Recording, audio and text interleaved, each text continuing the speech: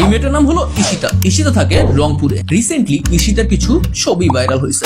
অভিশপ্ত অতীত পর্ব 5, 2018 সালের ঘটনা। ঈশিতার একটা ছেলের সাথে চ্যাটিং শুরু হয়। এই ছেলেটা তানভীর। তানভীর হলো ঈশিতার কলেজের সিনিয়র, তাই কলেজে কয়েকবার ঈশিতা তানভীরকে দেখেছে। তানভীর দেখতে শুনতে মোটামুটি ভালো। সত্যি কথা বলতে ঈশিতা তানভীরের উপর কিছুটা ক্রাশ। যখন ফেসবুকে ক্রাশের সাথে কথা বলা শুরু হয় তখন কি হয় আমরা সবাই জানি। ঈশিতাকে সবাই বলেছিল তানভীর ছেলেটা ভালো না, কিন্তু এই বয়সে প্রেম কি আর কারো কথা শুনে? তানভীরের প্রেমে হাবুডুবু খাওয়া শুরু করলো ঈশিতা। তারা প্রায় কলেজ ফাঁকি দিয়ে প্রেম করতে যেত। আর রংপুরে খুব পপুলার একটা জায়গা আছে চিকলির বিল। নামটা এর কেন হলো, মানে এখানে সবাই সবার চিক নিয়ে যায়, এই জন্য এটার নাম চিকলির বিল। সে যাই হোক, সেদিন তানভীর এবং ঈশিতা ঘুরতে গেল চিকলির বিলে। আর তারপর যেটা হয় আর কি, বাট তাদের এই কাহিনী পাশ থেকে দেখে ফেললো তানভীরের মামা। বাট ওয়েট, মামা এখানে কোন মামি নিয়ে গেছিল?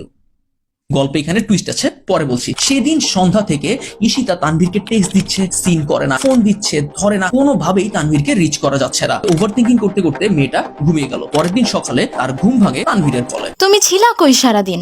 আমি কতবার কল দিছি। আরে আমাদের দুজনকে আমার মামা পার্কে দেখে ফেলছে। এরপর আমার মাকে কল করে সব জানাই দিছে। কি যে প্যারা খাইছি কাল সারাদিন। মা তো রেগে বলে এসবের জন্যই নাকি আমার রেজাল্ট খারাপ হয়, ব্লা ব্লা আরো কত কথা। তা আন্টিকে আমাদের কথাটা জানিয়ে দিলেই তো পারো। আমি যে তার ছেলের কতটা যত্ন নেই এটা তো তার জানা উচিত। ঈদে আব্বু দেশে ফিরুক, আমি সবার আগে তোমার কথাই আমি বাসায় জানাবো। তাদের এই কনভারসেশন শুনে বুঝতেই পারছেন প্রেম জমে ক্ষীর, আর এই ক্ষীরের নেশায় মাতাল আমাদের ঈশিতা। তানভীরও ঝোপ বুঝে কোপ মারলো। হ্যাঁ, আমার না খুব দেখতে ইচ্ছে করছে। এখন কি দেখতে ইচ্ছা করছে আপনারা সবাই বুঝতে পারছেন, ঈশিতাও বুঝতে পারছে। এখন পাশে অনেক লোকজন, এখন দিতে পারবো না, পরে দিচ্ছি বলে ঈশিতা ফোন কেটে দিল। তারপর রেডি হয়ে কলেজে গেল, কলেজ থেকে কোচিং থেকে আবার বাসায় ঢুকে সে গোসল করতে গেল। গোসল করতে গিয়ে তানভীরের চাওয়া সেই বিশেষ ছবিগুলো ক্লিক করে। তারপর গোসল শেষ করে চুল মুছতে মুছতে সেন্ড করলো তানভীরকে। তানভীরের মেসেঞ্জারে টুং করে পপ আপ হলো, কিন্তু তখন তানভীরের ফোন ছিল অনামিকার কাছে। ওয়েট, এই অনামিকা আবার কে? অনামিকা হলো তানভীরের অ্যাকচুয়াল গার্লফ্রেন্ড। গতকাল যখন তানভীর আর ঈশিতা চিকির বিলে গিয়েছিল, তানভীরের মামা দেখে নাই, দেখছিল অনামিকার কোনো একটা ফ্রেন্ড। এই কারণে গতকাল সারাদিন সে প্যারা খাইছে অনামিকার কাছে, তার মায়ের কাছে না।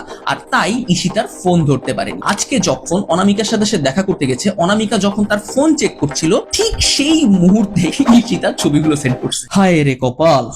ছবিগুলো দেখে অনামিকা একদম লাভার মতো ফেটে গেল। তুই এগুলো কেন করলি আমার সাথে? আর রাগের মাথায় তার বয়ফ্রেন্ড তানভীরকে ভাইরাল করতে গিয়ে ভাইরাল করে দিল ঈশিতাকে। আফটার অল সেই ছবিগুলো ছিল ঈশিতার। আস্তে আস্তে ঈশিতার সেই ছবিগুলো রংপুরের প্রায় সবার ফোনে ফোনে ছড়ানো শুরু করলো। হাসি খুশি একটা মেয়ের জীবনে নেমে আসে অন্ধকার। প্রায় প্রত্যেকেই ঈশিতাকে একটু আর চোখে দেখা শুরু করলো। এই পর্যন্ত তাও ঠিক আছে, ছবিগুলো ঘুরতে ঘুরতে পৌঁছে গেল ঈশিতার মায়ের কাছে। একটা বাঙালি মেয়ের পরিবারে যখন এরকম একটা ঘটনা ঘটে তখন কি হয়, কি পরিস্থিতির শিকার হতে হয় তাকে, এটা একটা মেয়েই ভালো জানে। রাতারাতি ঈশিতাকে রংপুর থেকে পাঠিয়ে দেওয়া হলো বগুড়া মামার বাসায়। এই ঘটনার পর কয়েক মাস ডিপ্রেশনে কাটলেও বগুড়া গিয়ে আস্তে আস্তে মেয়েটা নিজেকে গুছিয়ে ফেলে। নতুন কলেজ, নতুন ফ্রেন্ডস, নতুন একটা জীবন পায় মেয়েটা। আর তখন সে সোশ্যাল মিডিয়া থেকে একেবারে দূরে, এমনকি একটা স্মার্টফোনও নেই তার। কিন্তু আপনার কি ধারণা বয়সের এই ঝোঁক শুধুমাত্র একটা স্মার্টফোনের কারণেই আসে? কোচিং সেন্টারে ঈশিতার পরিচয় হয় এই ছেলেটার সাথে, অয়ন খুব ব্রিলিয়ান্ট একটা ছেলে। জীবনে ঘটে যাওয়া ঝড়ের কারণে ঈশিতা পড়ালেখা থেকে পিছিয়ে পড়ে, আর সেই সিলেবাস কমপ্লিট করতে হেল্প করে অয়ন। কোচিং সেন্টারের পর নোটস এর আদান প্রদান করতে করতে মনের আদান প্রদান করে ফেলে তারা। বয়সটাই এমন। প্রায় মাসখানেক পর অয়ন ঈশিতাকে প্রপোজ করে। ঈশিতা বলে, আমিও তোমাকে ভালোবাসি, কিন্তু আমার একটা অতীত আছে যেটা সম্পর্কে তোমার জানা উচিত। তারপর ঈশিতা একে একে তানভীরের কথা এবং তার সাথে ঘটে যাওয়া ইনসিডেন্টের কথা সব অয়নকে বলে। ঈশিতার এই অনেস্টি দেখে অয়ন আরো ইমপ্রেস হয়ে যায়। অয়ন বলে, তোমার অতীতে যা হওয়ার হয়েছে, এখন থেকে তুমি আমার। তাদের প্রেম খুব ভালোই যাচ্ছিল, বাট একদিন অয়ন বলল, প্লিজ একটু সেন্ড করো।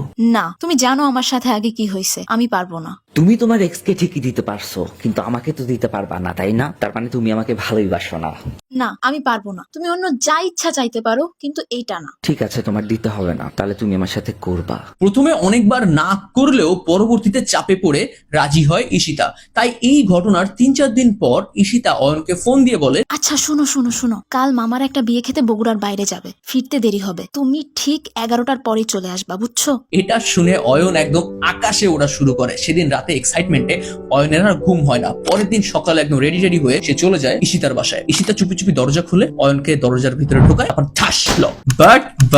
বাট ঠিক 2টোর পর ঈশিতার বাসায় কলিং বেল। এই টাইমে ডিস্টার্ব করতে কে আসলো? বুয়া আসছে হয়তো। ঈশিতা একটু নার্ভাস হয়ে দরজা খুললো। শিট, তার মামা মামি ফেরত চলে আসছে। রাস্তায় তার মামি হঠাৎ অসুস্থ হয়ে যাওয়ায় তারা আর যায়নি, তারা ফিরে আসছে। দরজা খুলে বাসার মধ্যে ঢুকে দেখে ঈশিতা তাদের অনুপস্থিতিতে একটা ছেলেকে নিয়ে আসছে। এরপর যা হয় আর কি। কাহিনীতে প্রথম আগুন লাগালো তার মামি। তোমার বোনের মেয়ে এমন নষ্টা, জানলে ওকে বাড়িতেই তুলতাম না, আমাদের মান সম্মান সব নষ্ট করে দিল। এটা শোনার পরে তার মামা আরো বেশি ট্রিগার হয়। তার মামা সরাসরি তার মাকে ফোন দেয়, জানিস তোর মেয়ে কি করছে? বেচারা ঈশিতা এই প্রেম ভালোবাসার চক্করে তার জীবনটাই জাহান্নাম হয়ে গেছে।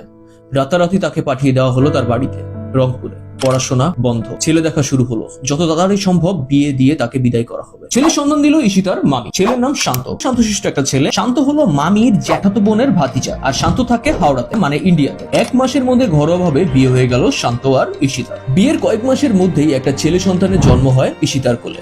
অবশেষে মেয়েটা সুখের সন্তান পেল।